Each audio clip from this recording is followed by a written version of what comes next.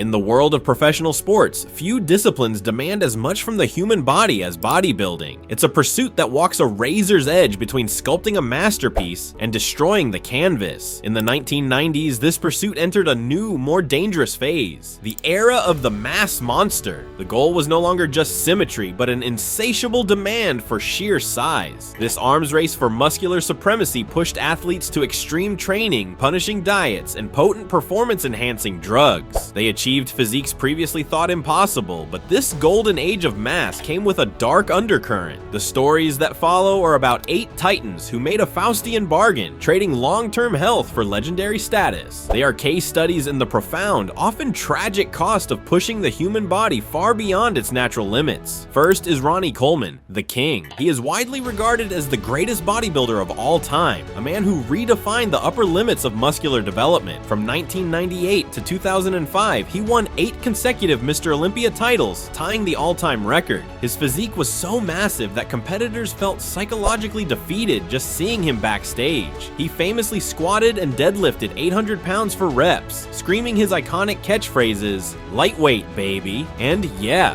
buddy." But the extreme weights that built his kingdom also destroyed it. In 1996, he suffered a herniated disc, but chose to train through the pain, a decision with catastrophic consequences. Since retiring, Coleman has undergone more than a dozen surgeries, including double hip replacements and numerous spinal operations. The man who once squatted 800 pounds now relies on a wheelchair or crutches to walk, and lives in a state of constant debilitating pain. Despite this, he maintains a no-regrets philosophy, a mindset that allowed him to win 8 championships, but also led him to ignore his body's breaking points. Next is Dorian Yates, the Shadow, the man who ushered in the mass monster era. Winning 6 Mr. Olympia titles from 1992 to 1997, he was famous for his reclusive nature and brutally intense blood and guts training style. This philosophy involved pushing muscles to absolute failure in just 1 or 2 all-out sets. But this intensity led to his downfall. Unlike Coleman's chronic decline, Yates suffered acute, catastrophic injuries. His career was cut short by a torn biceps and a nearly complete tear of his triceps tendon. He famously competed with the torn triceps in 1997 and still won his final title. Today, he calls that career-ending injury a blessing in disguise. He believes it saved him from a worse fate, forcing him to stop before he suffered the kind of breakdown experienced by others. Flex Wheeler was the artist of this era, called the Sultan of Symmetry. Arnold Schwarzenegger called him one of the greatest he'd ever seen, but beneath the masterpiece physique was a genetic time bomb. In 1999, he was diagnosed with a rare, aggressive kidney disease. While hereditary, Wheeler has acknowledged that the bodybuilding lifestyle, with its high-protein diets and drug use, likely accelerated its onset. In 2003, he received a life-saving kidney transplant, but the surgery led to new complications. Over time, blood clots began to form in his right leg. In 2019, after years of fighting excruciating pain, the situation became life-threatening. Wheeler made the impossible choice, telling doctors to just take it. His right leg was amputated below the knee. The story of Arnold Schwarzenegger is different. It's one of survival. His greatest health challenges stemmed from a genetic vulnerability he was born with, a bicuspid aortic valve, a congenital heart defect. This same condition tragically claimed the lives of his mother and grandmother. His life has been a series of proactive heart surgeries, beginning in 1997. In 2018, a less invasive procedure went horribly wrong when doctors pierced his heart wall, forcing an emergency open heart surgery to save his life. He had a 3rd open heart surgery in 2020 and had a pacemaker installed in 2024 at age 76. Once the picture of invincibility, Arnold now speaks openly about his health struggles and has become a vocal critic of the dangers in modern bodybuilding, warning that people are dying because of overdoses of drugs.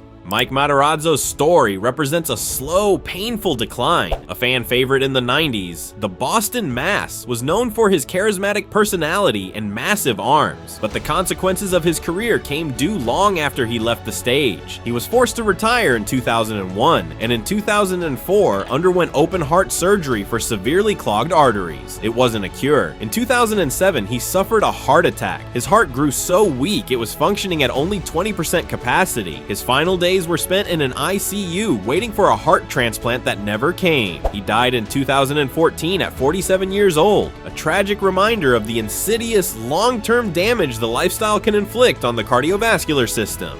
The tragedy of Dallas McCarver is a modern one. Known as Big Country, he was a young prodigy hailed as the future of bodybuilding, earning his pro card at just 21. But just 5 months before his death, there was a terrifying warning sign. He collapsed on stage while guest posing. The incident was publicly downplayed as bronchitis, but it was a clear signal his body was in crisis. On August 22, 2017, he died at just 26 years old. The autopsy revealed the truth: an acute cardiac event. His heart was pathologically enlarged, weighing nearly 3 times the size of a normal heart. The collapse on stage wasn't a minor setback, it was his failing heart's final warning shot. Rich Piana was less a competitor and more a social media prophet of excess. His fame exploded on YouTube, where he was brutally honest about his more than 27 years of continuous steroid use. He built his 5% nutrition brand around the philosophy of doing whatever it takes to achieve your dreams. His body was his brand's most powerful marketing tool, creating a dangerous feedback loop where he had to maintain a freakishly large physique to live the lifestyle he sold. In August 2017, he collapsed and died 2 weeks later at the age of 46. While the official cause of death was inconclusive, the physical evidence was damning: significant heart disease, with his heart and liver weighing more than twice the average for an adult male. Perhaps the most chilling cautionary tale is that of Andreas Munzer, the man with no skin. He was renowned for his unparalleled conditioning, possessing a physique so devoid of fat and water that he resembled a living anatomical chart. He maintained this extreme leanness year-round through a staggering and continuous regimen of drugs. In March of 1996, his body gave out. He was rushed to a hospital with massive internal bleeding. His liver and kidneys failed completely, and he died of multiple organ failure at 31 years old. The autopsy was horrifying. His liver contained numerous tumors and had half disintegrated into a crumbly mass. His heart was nearly double the normal weight, and traces of 20 different drugs were found in his system. He didn't just push his body too far, he chemically annihilated it. The lives of these 8 titans are not isolated tragedies, but interconnected points on a spectrum of consequence.